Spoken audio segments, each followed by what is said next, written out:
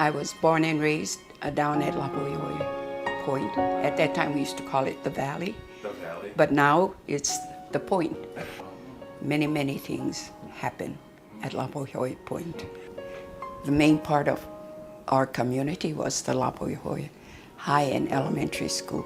It was like a recreation place, but also a place where people could come, go fishing, mingle with friends. It was a social gathering place, but because it was the school located there, many, many of our community activities were held there. I've lived there all my life, born and raised. It was like as though everybody was your family. Yeah? During those days, you don't lock your doors. You go in and out of people's homes as though you were their child also. There was no distrust. We could go and they knew we were safe.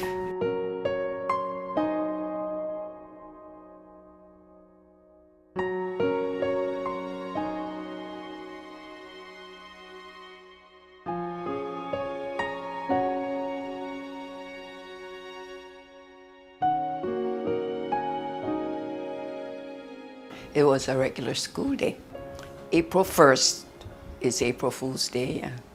So when you go to school, you look forward to catching all your friends. Yeah.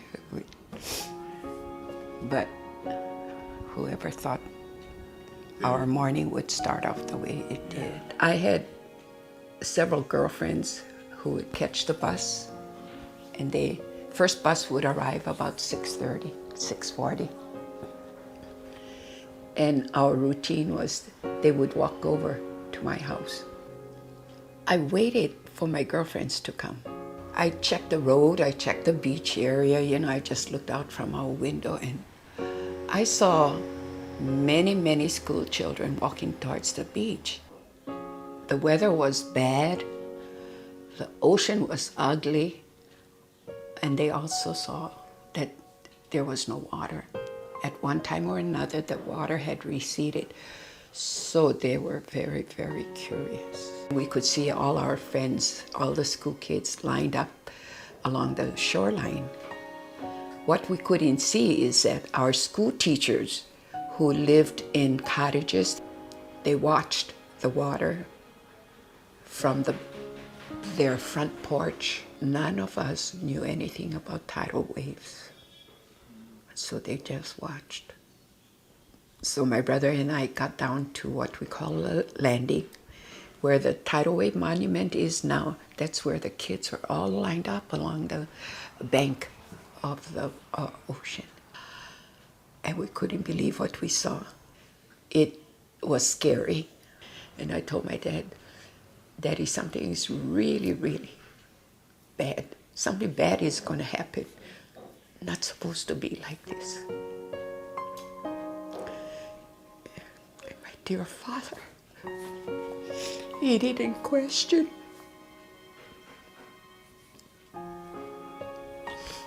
He changed his clothes. He got the car keys. By the time we got in our car, the children started running up the road. As we drove up the road, the three of us in the car just happened to turn around at that time. And we saw the last wave. It was as tall as the coconut trees.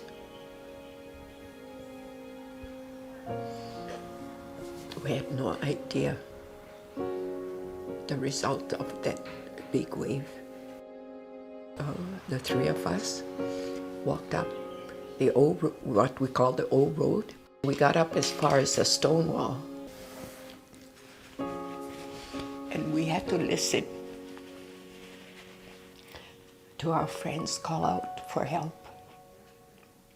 I think for me, that was the hardest time, to just sit there and listen to the cries for help.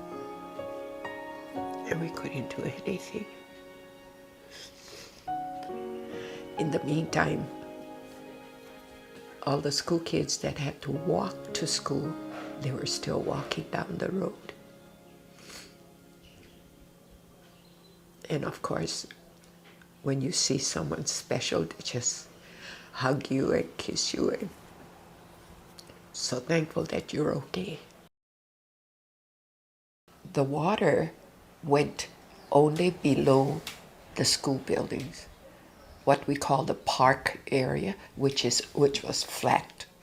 And then there's a slope, you start coming up. Maybe the water, the action of the water subsided a little. It didn't have enough power to climb that little slope that would come to the school buildings. It didn't reach my house. So we were all very fortunate.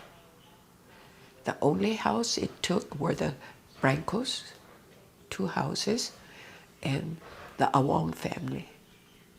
And of course, the teachers' cottages, which is why we lost so many teachers here.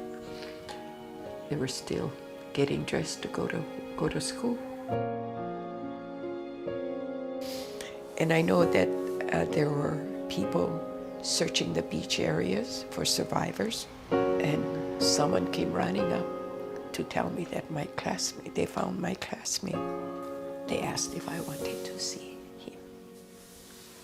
And I told them no. His name was Mamoru Ishizu. I also lost another classmate. His name was Anthony LaQuesta. He came from Honahina, and I recognized him floating in the water, calling for help. One of my classmates was a survivor down in Kohala. If you remember that story, Herbert Nishimoto, and he helped 2 younger boys, and they floated all the way down to Kohala, where 2 fishermen swam out and picked him up. My neighbor, Waine'e Akiona, who lived right adjacent to the landing area, she was one of them that floated on the door. She floated on that ocean overnight and was able to be rescued the next day safely. Every year, Lionel, I read news stories about survivors, and some people cannot talk about it. I always think about the meaning of my Hawaiian name, Kawaihona, and I was told by my parents that it meant the treasurer. I believe that meant I have all of this to share with people.